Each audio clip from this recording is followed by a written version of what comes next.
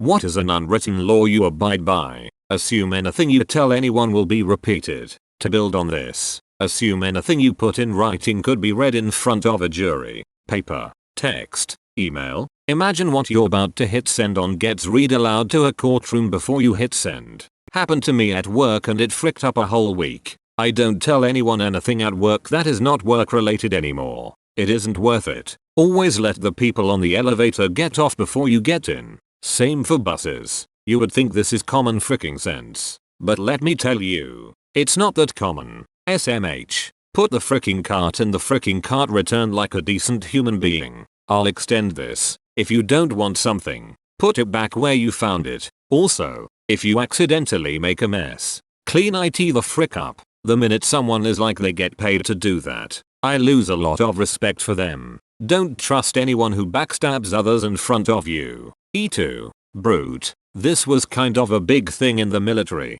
There's this presence of the idea that we're all best friends and brothers and sisters and inseparable and will die for everyone around us. I literally can't count the number of guys I'd see hit the pier overseas and take their rings off then head into town. Same guys would blow all their money, then come back to the ship asking for loans. No dude, your own wife can't trust you. I don't believe a fricking thing you say. If in doubt, shut up. If in doubt, shut up. If in doubt, ask questions. Don't let your kids be a nuisance to other people when in public. I'm not talking about babies and toddlers, but kids running around in restaurants or going ham kicking plane seats. Not even just for others' sake, but for their sake, too. I worked in a restaurant, and some parents would just let their toddlers and shoot wander around while they stayed seated at their table. I remember when I found a 3-4-year-old waddling around a room away from his mom in a packed restaurant and almost lost my mind. I can't tell you how many times my instinct to swoop them up and scold the parents almost took over, but I had to remain professional. I don't mind a little rowdiness, but for the kids' sake, stop being inattentive. This doesn't mean constantly monitor your kids. It means teach your kids how not to be annoying. Sneezing should be done into the bend of your elbow, not into your hands. Edit. Didn't expect rewards for this comment. Thank you, kind elbow sneezers. I guess I'm just weird and I sneeze into my shirt. I pull the neck of my shirt up over my face and then sneeze. I don't know why I do it that way. I don't think I've ever seen anyone else do that, but that's just how I've always done it. I sneeze into my wrist because I like to wear it like a cologne. Don't touch other people's stuff. My wife lives by this. Also, don't touch other people. Folding up the shirts at a retail store after I've finished looking at them. No one can do this. We all try. One holiday season, I worked at Old Navy. 90% of my day was probably folded clothes after people left them in heaps all over the goddamn place. The jeans sections were the worst, with people looking for certain sizes and then shoving the rest in the little cubbies. Not even an attempt. They'd just pull it up and shove it in there. Often this meant having to take all the jeans out and fold them all. Since you'd try to pull the unfolded jeans out, and they'd pull the perfectly folded ones out with them, it was easier to start all over. Bonus. I'm really good at folding clothes now. However, I'm so good at it that I cringe whenever I let my husband fold laundry since he doesn't do it correctly. I appreciate his help, but I sometimes have to refold his clothes for my sanity, lol. Respect is given, disrespect is earned. I agree that respecting someone as a person should be given, but people shouldn't expect you to respect their authority just because they're old or in a position of power. That type of respect needs to be earned. Yes. Finally, be kind if at all possible. Practice random acts of kindness when you are able to. I'll shoot out random compliments to strangers,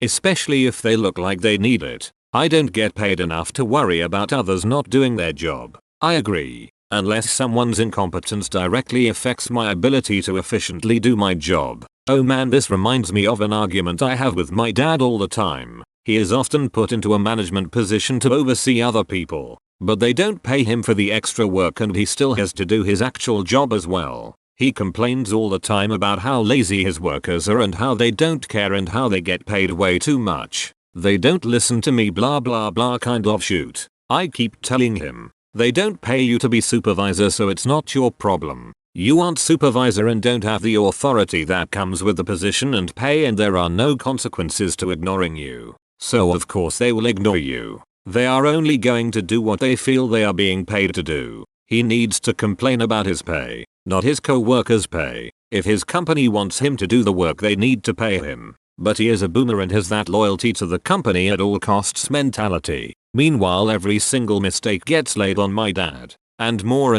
work. Sorry for the rant, it's just like so obvious. Want me to care? Pay me to care. That's how I see it. I don't owe a company jack shoot. They pay me a fraction of the amount I make for them. That's the deal we made. If you've got an animal laying on you, you can't move until they do it. Pet. If you have a pet laying on you. Though if you've got a dangerous animal laying on you, I would also recommend not moving until they leave. Instructions unclear. I'm now sitting with an alligator on my lap. Unless if it was a bear, then you get to move to heaven. When walking in a busy part of the city or transit hub, go with the flow of foot traffic. Even if you're lost, don't abruptly stop. Step to the side where it's convenient for everyone else, not just you. To add to this, if you're walking with one or more other people and taking up the width of the sidewalk, move into single file when someone comes walking down the other side. If you say you're going to do something, do it. Finna shoot someone there. I did it.